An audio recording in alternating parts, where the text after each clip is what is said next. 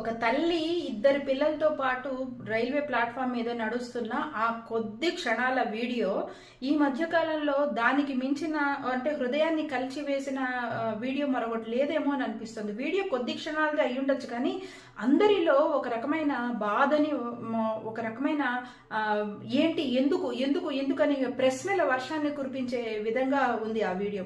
నాకు కూడా వీడియో చూసినప్పుడు నా దృష్టి ఆ అబ్బాయి మీద పడింది, అంటే పిల్లాడి మీద, కొడుకు మీద.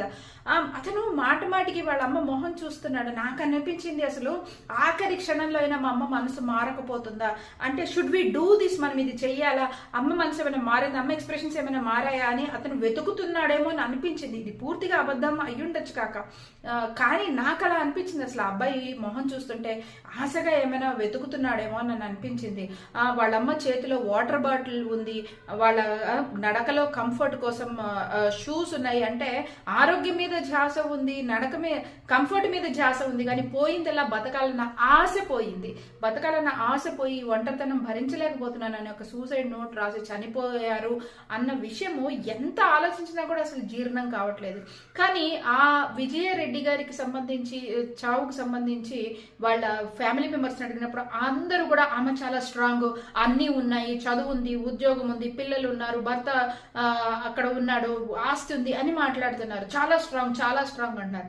కానీ స్ట్రాంగ్ లో కూడా ఒక రెండు రకాలు ఉంటాయండి. కొంతమంది స్ట్రాంగ్ పర్సనాలిటీస్ అందరి వాళ్ళ రెస్పాన్సిబిలిటీస్, అంటే అందరి బాధ్యతలు తీరుస్తారు, వాళ్ళకు ఆలోచన ఉంటుంది, తెలివి ఉంటుంది, అన్ని విషయాలను చక్కగా సమర్థవంతంగా చేస్తూ ఉంటారు. అట్ ద సేమ్ టైం వాళ్ళకేం కావాలి, వాళ్ళకేంటి ఆనందం, వాళ్ళకేంటి శాంతి, వాళ్ళ దృష్టిలో వాళ్ళు మనసుకి హాయిగా అనిపించేవి ఏంటి కూడా వాళ్ళకు ఒక ఎరుక ఉండి దానికి కావాల్సినవి కూడా వాళ్ళు చేసుకుంటూ ఉంటారు. కానీ అందరు స్ట్రాంగ్ పీపుల్ అలా ఉంటారండి. కొంతమంది బయట వాళ్ళ రెస్పాన్సిబిలిటీస్ అన్ని బాగా చేస్తూ ఉంటారు, కానీ వాళ్ళ ఆనందానికి ఏం కావాలి, వాళ్ళు ఇలాగ ప్రేమింపబడుతున్నాము, లేకపోతే ఒక సెక్యూరిటీ ఫీలింగ్ ఉంది అని అనిపించుకోవటం కోసం కావాల్సిన విషయాలు మాత్రం వాళ్ళందరివి చేస్తారు, కానీ వాళ్ళకి కావాల్సింది మాత్రం వాళ్ళు ఎవరైనా చేస్తే బాగుండు అని ఎదురు చూసే వాళ్ళు కూడా ఉంటారు. స్ట్రాంగ్ పీపుల్, చాలా మంది స్ట్రాంగ్ పీపుల్ అని అనుకుని అసలు కనీసం నువ్వు బాగున్నావా, నీకు అంతా బాగానే ఉందా అని చాలా మంది స్ట్రాంగ్ పీపుల్ ని అడగరు అని ఒకసారి క్రికెటర్ ధోని కూడా ఒకనొక ఇంటర్వ్యూలో చెప్పారు. సో చాలా సార్లు మనం స్ట్రాంగ్ అన్న వెంటనే వాళ్ళని టేక్ ఇట్ ఫర్ గ్రాంటెడ్ తీసేసుకుంటాం. ఏం కాదు, ఏదైనా ఉంటే వాళ్ళు చెప్తారులే, ఏదైనా ఉంటే వాళ్ళు చూసుకుంటారులే అన్నట్టు ఉంటాం.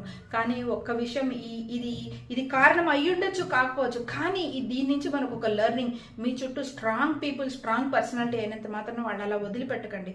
వాళ్ళకు ఒక ఆనందం కలిగే విధంగా, వాళ్ళకి చిన్న చిన్న సర్ప్రైజెస్, ప్రేమింపబడుతున్నాం అనే భావన కలిగే విధంగా, స్నేహపూర్వకమైన భావన కలిగే విధంగా, జీవితమైన ఆశ కలిగే విధంగా చుట్టుపక్కల ఉన్న వాళ్ళు కూడా వాళ్ళ కోసం, అంటే వాళ్ళు ఎవరెవరు బాధ్యతలు అయితే చేస్తున్నారో బాగా చేస్తున్నారు, కానీ వాళ్ళ వల్ల మంచి పొందుతున్న వాళ్ళందరూ కూడా తిప్పి వాళ్ళకు కూడా ఆనందం కలిగించే విధంగా, ఆశ కలిగించే విధంగా చిన్న చిన్న విషయాలు చేయాలి. అలాంటి ఒక జీవన విధానంలో వీళ్ళు కూడా వాళ్ళకి కావాల్సినవన్నీ చేస్తూ ఉండాలి. మేబీ అలాంటిది ఈమె వల్ల జరిగి ఉంటే భవిష్యత్తు మీద ఒక ఆశ పెరిగి బతుకుండేవారేమో అనే ఒక చిన్న ఆలోచన అనిపిస్తూ ఉంటుంది. ఇవేవి కారణం అవ్వచ్చు, అవ్వకపోవచ్చు కాక, కానీ స్ట్రాంగ్ పీపుల్ అన్న ఉద్దేశంలో వాళ్ళు ఒంటరితనంతో ఒంటరిగా వాళ్ళని వదిలేసే పరిస్థితులు మాత్రం చూస్తాం. ఒంటరిగా అంటే శారీరకంగా ఒంటరిగా కాదు, మానసికంగా ఒంటరిగా వదిలేసే పరిస్థితులు చాలా విషయాల్లో మనం చూస్తుంటాం. సో స్ట్రాంగ్ పీపుల్ అయినా సరే, even strong people want to be loved, strong people want to be aspired, strong people want to be asked for, strong people want to be taken care of.